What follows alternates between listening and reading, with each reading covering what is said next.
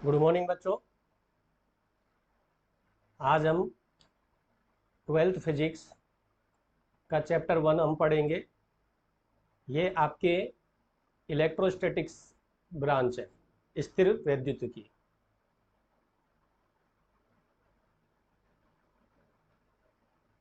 स्थिर वैद्युतिकी क्या होता है? भौतिक विज्ञान की वह शाखा जिसमें स्थिर आवेश का अध्ययन किया जाता है।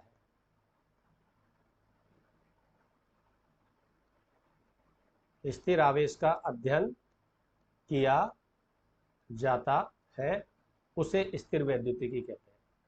देखिए बच्चों, आपने 11th क्लास में भी फिजिक्स की बहुत सारी ब्रांचें पढ़ी है। जैसे आपने मैकेनिक्स पढ़ा है।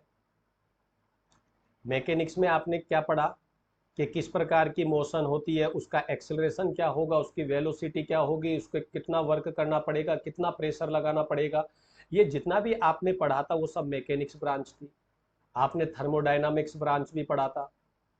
थर्मोडायनामिक्स में आपने क्या पढ़ा था कि हमारे पास हीट है, उसको यदि मैं मैकेनिकल एनर्जी में बदलता हूँ तो उससे कितनी मैकेनिकल एनर्जी मिलेगी, और मैकेनिकल एनर्जी को हीट में बदलता हूँ तो कितनी हीट मिलेगी। तो इस तरह के रिलेशन हमने जिस ब्रांच में पढ़ा था वो थर्मोडायनामिक्स था। फ्लूइड मैकेनिक्स भी आपने पढ़ा होगा। फ्लूइड मैकेनिक्स में आपने ये देखा था कि जो फ्लूइड है उसका फ्लो किस तरह से होता है, उसमें कितने प्रकार की एनर्जी होती है। ये सब हमने एक पर्टिकुलर ब्रांचेज बना रखी है, जिसके हम जैसे फ्लूइड मैकेनिक्स में केवल फ्लूइड के बारे में बात करते हैं, उसके अलावा और कोई उसमें हम बातें नहीं करेंगे। थर्मोडायनामिक्स में हम टेम्परेचर से रिलेटेड बात करते हैं, उसके जितने भी एप्लीकेशन वगैरह बनते हैं उन्हें हम वहाँ पर स्टडी करते हैं। मैकेनिक्स में हम मोशन को स्टडी करते हैं। इसमें भी दो प्रकार की ब्रांचें, आपने काइनामेटिक्स और डायनामिक्स पढ़ी होगी। तो उसमें मोशन ऑफ इक्वेशन आपने काइनामेटिक्स में पढ़ी। आपने न्यूटन्स लॉ पढ़े। तो ये सब आपके एक ब्रांच है। उसी तरह हमारे फिजिक्स में ट्वेल्थ में पहली जो ब्रांच है वो इलेक्ट्रोस्टैटिक्स है, स्थिर वैद्युतिकी। इस ब्रांच में आपके स्थिर आवेश के बारे में पढ़ेंगे। ठीक है, स्थिर आवेश के बारे में आपको पढ़ना है इस ब्रांच में। अब यहाँ पर पहला क्वेश्चन तो यही आता है कि आवेश क्या होता है, और दूसरा स्थिर के लिए पढ़ना है तो क्या गति के लिए कुछ अलग हमें पढ़ना पड़ेगा। इन दोनों के बारे में जानते हैं। तो पहला क्वेश्चन आपका क्लियर है कि स्थिर वैद्युतिकी क्या होती है। ये भौतिक विज्ञान की ब्रांच है जिसमें हम रेस्ट चार्ज के बारे में पढ़ते हैं। ओके बेटा, अब हम बात कर लेते हैं आवेश क्या होता है। आवेश वह भौतिक राशि जो विद्युत क्षेत्र तथा चुंबकीय क्षेत्र उत्पन्न करती है, आवेश कहलाती है। ठीक है। तो ऐसे कोई आवेश की एग्जैक्टली डेफिनेशन नहीं है, लेकिन जैसे आपको 11th में हमने पढ़ाया था कि ग्रेविटेशनल फील्ड क्या होता है। तो ग्रेविटेशनल फील्ड हमने कहा कि यदि हमारे पास कोई मास है तो इसके चारों ओर एक फील्ड बन जाता है, और वो फील्ड क्या करता है कि दूसरे मास को, दूसरे द्रव्यमान को अपनी ओर अट्रैक्ट करता है। तो हमने ये बताया कि ये जो आपका गुरुत्वाकर्षण क्षेत्र है ये क्या है, ये किसके कारण बनता है, एम के कारण बनता है। तो द्रव्यमान की यदि आपको डेफिनेशन पूछे तो द्रव्यमान की डेफिनेशन हम ये देने लग गए, वो भौतिक राशि जो गुरुत्वाकर्षण क्षेत्र बनाए उसे हम द्रव्यमान कहते हैं। उसी तरह हमने यहाँ पर क्या किया, बिल्कुल हमने कह दिया वो भौतिक राशि जो आपके विद्युत क्षेत्र को बनाती है या चुंबकीय क्षेत्र बनाती है उसे हम आवेश कहते हैं। इट मीन्स हम आवेश को जनरली क्यू से, स्मॉल क्यू या कैपिटल क्यू से लिखते हैं। तो यहाँ आवेश होगा तो इसके चारों ओर एक इलेक्ट्रिक फील्ड यानी कि विद्युत क्षेत्र जरूर होगा। आगे बात समझ में, ये जरूर से होगा। ठीक है। तो ये आवेश की डेफिनेशन होगी कि वह भौतिक राशि जो विद्युत क्षेत्र भी बनाई, चुंबकीय क्षेत्र भी बनाती है, उसे हम आवेश कहते हैं। ठीक है। अब यहां पर हमने वहां पर एक और वर्ड लिखा था कि भाई स्थिर आवेश का क्या अभिप्राय है, तो इसको भी हम क्लियर कर लेते हैं। ध्यान रखिए, यहां पर तीन स्थितियां बनती है। नंबर 1, आवेश स्थिर हो। आवेश स्थिर हो तो इस केस में आपके आवेश के चारों ओर केवल विद्युत क्षेत्र बनेगा। आवेश के चारों ओर विद्युत क्षेत्र बनेगा। विद्युत क्षेत्र को हम ई से लिखेंगे, है ना, आगे से मैं ई लिखूंगा, विद्युत क्षेत्र बनेगा। ठीक है।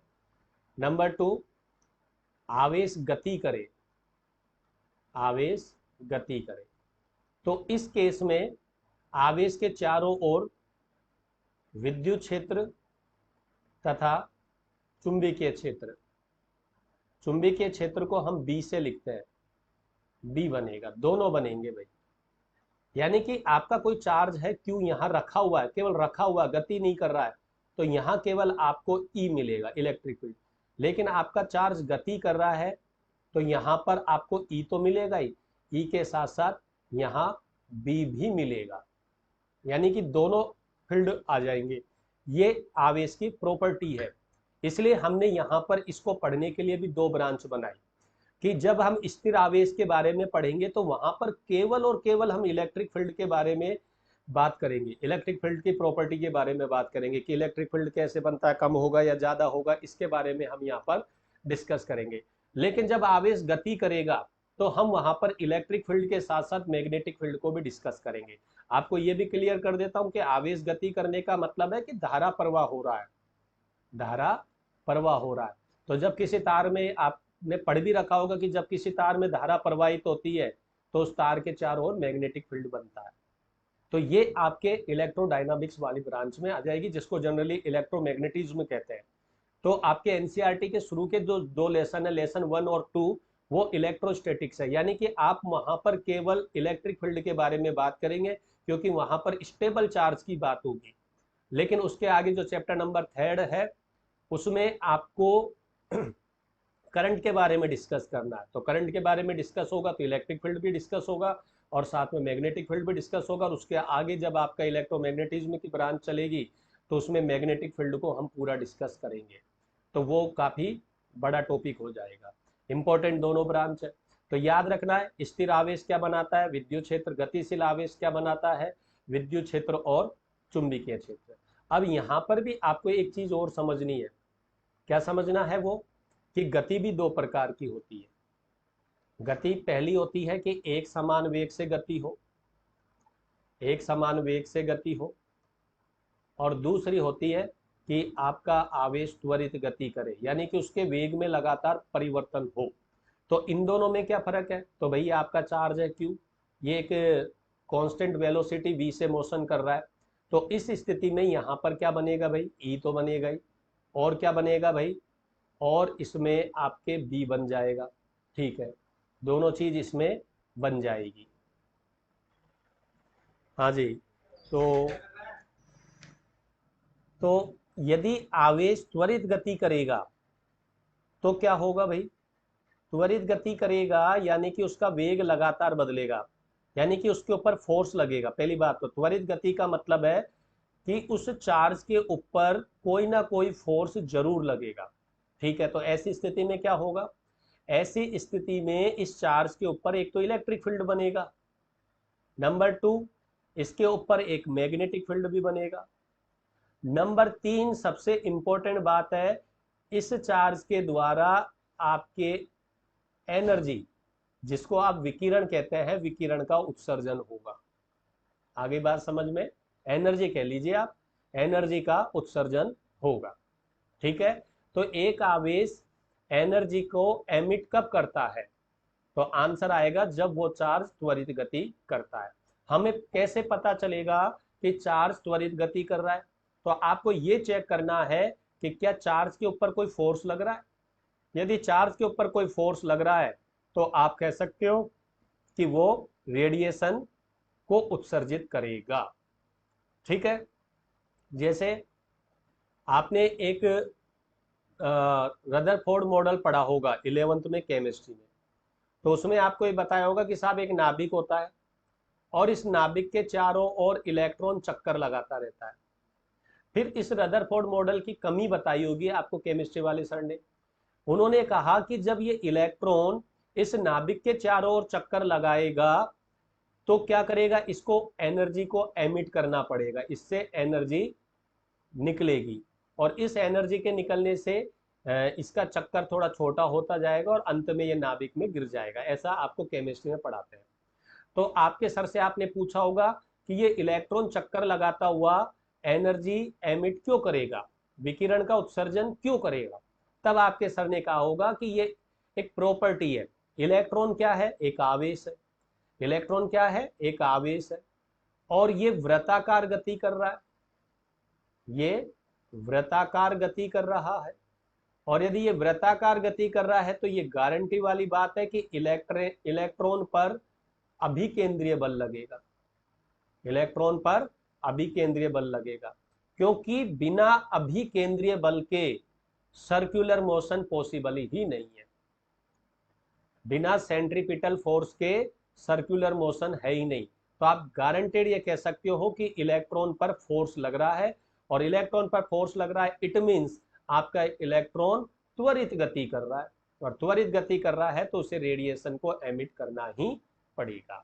ठीक है, तो अब तक आपने क्या देखा, अब तक आपने क्या देखा, आपने देखा कि इलेक्ट्रोस्टैटिक्स क्या है, स्थिर वैद्युतिकी क्या है। ये तो ब्रांच है जिसमें हम स्थिर आवेश के बारे में पढ़ते हैं। ओके, फिर दूसरा पॉइंट क्या देखा कि आवेश क्या होता है। आवेश भौतिक राशि है जो इलेक्ट्रिक फील्ड बनाए और मैग्नेटिक फील्ड बनाए, उसे हम आवेश कहेंगे। यदि कहीं पर आवेश है तो ये गारंटी वाली बात है कि इलेक्ट्रिक फील्ड जरूर होगा, उसके चारों ही जरूर होगा। ओके, नंबर 3 कि भाई आवेश की प्रॉपर्टी में क्या फर्क है। यदि स्थिर आवेश है तो वो केवल इलेक्ट्रिक फील्ड बनाता है, और यदि वो गति कर रहा है तो इलेक्ट्रिक फील्ड के साथ साथ मैग्नेटिक फील्ड भी बनाता है। ठीक है, और गति में भी हमने ये कहा यदि वो त्वरित गति कर दे तो वो विकिरण भी उत्पन्न करता है। यदि मैं इसकी समरी करूं तो आपसे पूछूं कि एक आवेश विद्युत क्षेत्र कब बनाता है। आवेश विद्युत क्षेत्र कब बनाता है, तो आवेश विद्युत क्षेत्र हमेशा बनाता है, हमेशा। चाहे वो स्थिर हो, चाहे गतिशील हो, चाहे वो त्वरित गति करे, चाहे नियत वेग से गति करे, विद्युत क्षेत्र हमेशा बनेगा। नंबर 2, आवेश चुंबकीय क्षेत्र केवल गतिशील अवस्था में बनाता है, गतिशील अवस्था में बनाता है। अब वो गति चाहे नियत वेग से हो चाहे त्वरित से हो, कोई मतलब नहीं है। हाँ, ये ध्यान रखना है, स्थिर अवस्था में चुंबकीय क्षेत्र नहीं बनेगा। यदि आवेश स्थिर है तो वो चुंबकीय क्षेत्र नहीं बनाएगा।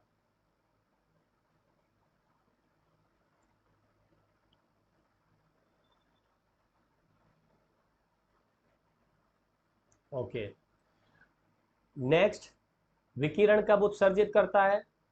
आवेश विकिरण का उत्सर्जन तभी करता है जब वह त्वरित गति करता है।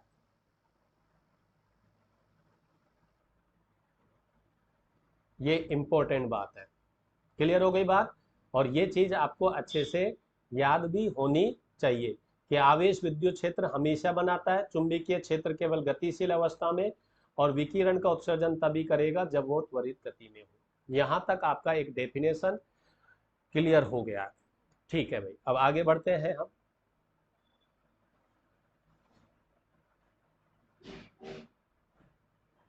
अभी तक हम ये देख चुके हैं कि स्थिर आवेश विद्युत क्षेत्र बनाता है, गतिशील आवेश चुंबकीय क्षेत्र बनाता है, और त्वरित गति करे तो विकिरण भी बनाता है। ओके, अब आवेश में मूलभूत कण की बात कर लेते हैं। उनसे पहले हम उससे पहले हम आवेश के मात्रक की बात कर लेते हैं। आवेश के मात्रक की बात कर लेते हैं। तो आवेश का मात्रक हम जानते हैं, विद्युत धारा का सूत्र होता है I equal to Q upon T. तो Q equal to I T. I का मात्रक होता है एम्पियर, T का मात्रक होता है सेकेंड। तो आवेश का मात्रक एम्पियर इंटू सेकेंड हो गया, जिसे हमने कुलाम कहा। कुलाम को कैपिटल C से लिखते हैं, तो C equal to capital A T। ये आवेश का SI मात्रक हो गया, SI पद्धति में। ठीक है, आवेश का मात्रक सीजीएस पद्धति में क्या होगा? सीजीएस पद्धति में इसको हम स्टेट कूलाम कहते हैं, स्टेट कूलाम कहते हैं। ठीक है, अब आपको ये याद रखना है कि एक कूलाम में 3 इंटू 10⁻⁹ स्टेट कूलाम होते हैं। ओके,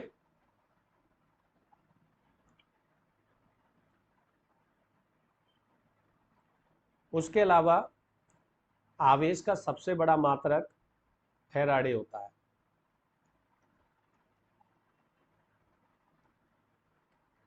फैराडे होता है।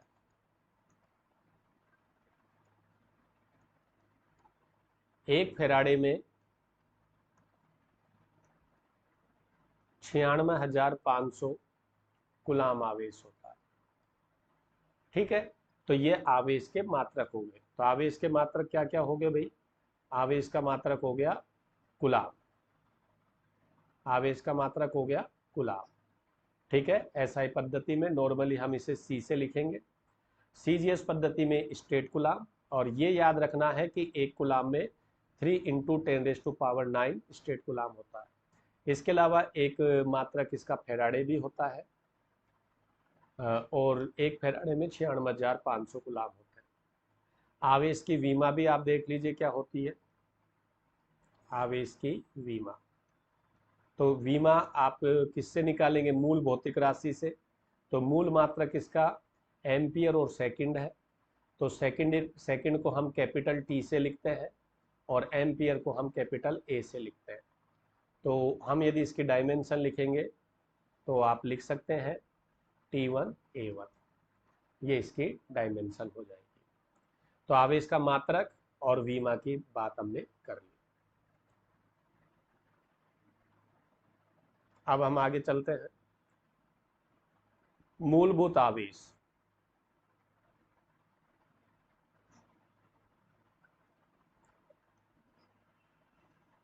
जनरली मूलभूत आवेश में हम इलेक्ट्रॉन और प्रोटॉन को लेते हैं, इलेक्ट्रॉन और प्रोटॉन। ठीक है, इलेक्ट्रॉन को जनरली हम -1e और 0 से लिखते हैं, प्रोटॉन को 1e 1 से लिखते हैं।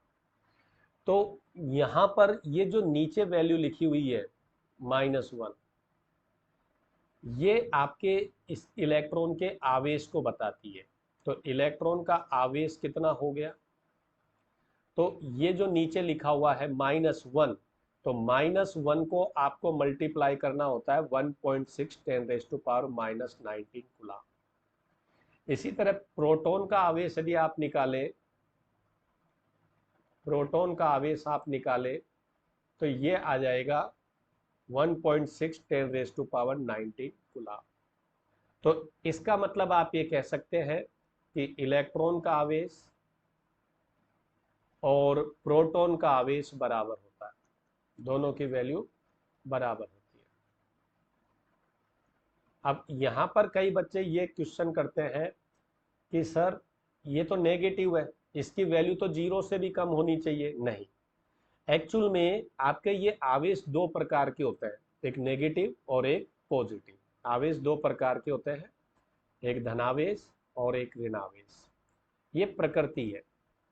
ठीक है, एक पॉजिटिव एक नेगेटिव। तो यहाँ पर ये पॉजिटिव और नेगेटिव प्रकृति को दिखाते हैं, ये मैथमेटिकल वाला माइनस नहीं है। वैल्यू तो इसकी भी 1.6 10⁻⁻19 है। न्यूमेरिकल करते समय हमें इलेक्ट्रॉन की वैल्यू 1.6 10⁻⁻19 ही पुट करनी है। माइनस तो इसके नेचर को बताता है, तो नेचर के अकॉर्डिंग इसका फोर्स चेंज होता है, रिपल्सन अट्रैक्शन जो भी होता है वो नेचर के अकॉर्डिंग होता है। इसलिए आपको यहाँ पर ये ध्यान रखना है कि ये पॉजिटिव है और ये नेगेटिव, ये पॉजिटिव ये नेगेटिव है, तो ये एक नेचर है। यहाँ पर इस नेगेटिव का मैथमेटिकली कोई यूज नहीं है कि ये हिसाब 0 से छोटा है, नहीं, ये भी 0 से बड़ा है। तो इलेक्ट्रॉन के आवेश का मान लिख लो, चाहे इलेक्ट्रॉन के आवेश का मान और प्रोटॉन के आवेश का मान बराबर होता है। प्रकृति अलग अलग होती है, प्रकृति अलग अलग होती है, एक प्लस में होगा और एक माइनस में होगा। ठीक है, और ये भी ध्यान रखना है कि इलेक्ट्रॉन को -1 E0 से लिखेंगे और प्रोटॉन को 1E1 से लिखेंगे। हाँ, कई बच्चों के दिमाग में ये आएगा यहाँ 0 और यहाँ पर 1 क्यों? क्योंकि हम एक चीज जानते हैं कि जो प्रोटॉन होता है उसका द्रव्यमान इलेक्ट्रॉन से ज्यादा होता है। प्रोटॉन का द्रव्यमान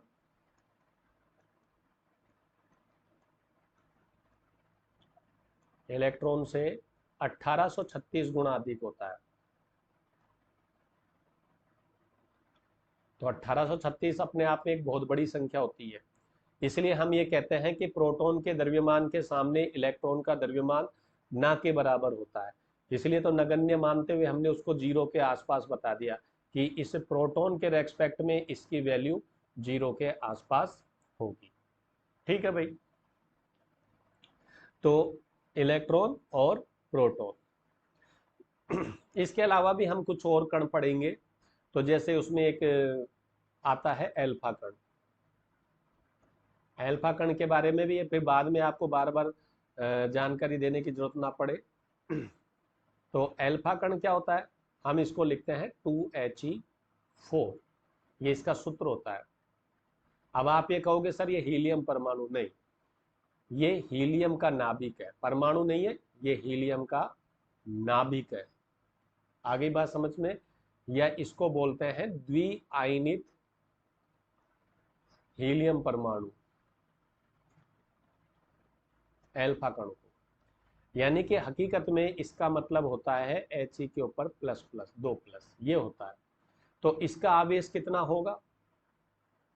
एल्फा कण का आवेश बराबर, तो आप ध्यान से देखिए यहां कितना लिखा हुआ है, यहां है 2, तो 2 मल्टीप्लाई 1.6 10⁻⁻⁻⁹।